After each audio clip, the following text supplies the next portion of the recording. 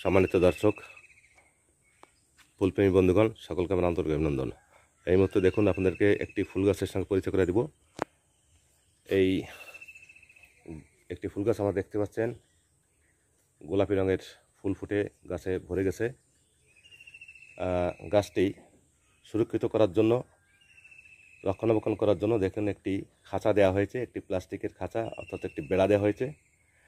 এখানে বেড়াটি দেওয়া হয়েছে এ কারণেই যাতে গরু বাছুর এটাকে ক্ষতি করতে না পারে, অনিষ্ট করতে না পারে, সেজন্য সেই চিন্তা করেই এই বেড়াটি দেওয়া হয়েছে।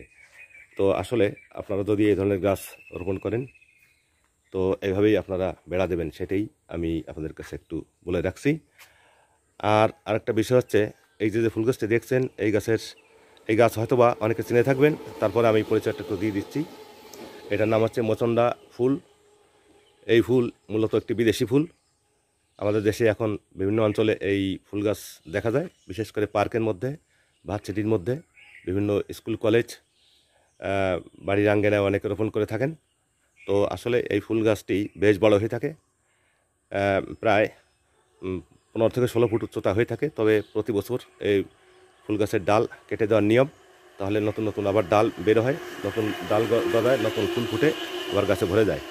তো আসলে এই যে গাছটি আপনারা দেখছেন, এটা গোলাপি রঙের ফুল। এছাড়া এর আবার বিভিন্ন কালার হয়ে থাকে, যেমন সাদা কালার হয়ে থাকে, হলুদ কালার হয়ে থাকে, কমলা কালার হয়ে থাকে, বাসন্তী কালার হয়ে থাকে। তো আসলে দেখুন এই ফুলের মধ্যে, পাপড়ির মধ্যে দেখুন একটু এই যে হলুদ একটি পাপড়ি দেখা যাচ্ছে।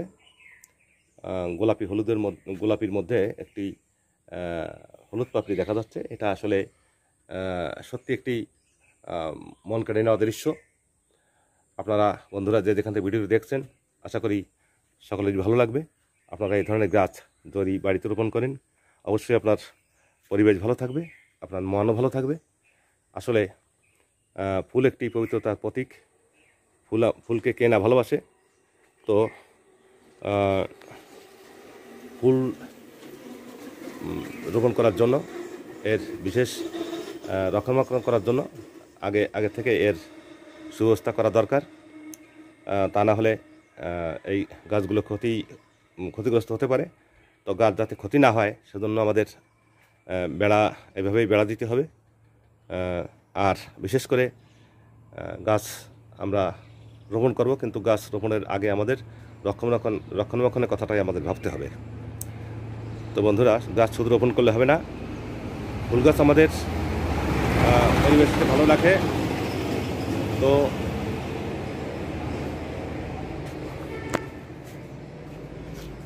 আপনাদেরকে একটু ঘুরে ঘুরে দেখানোর চেষ্টা করছি। দেখুন আসলে কতটা মনোমুগ্ধকর।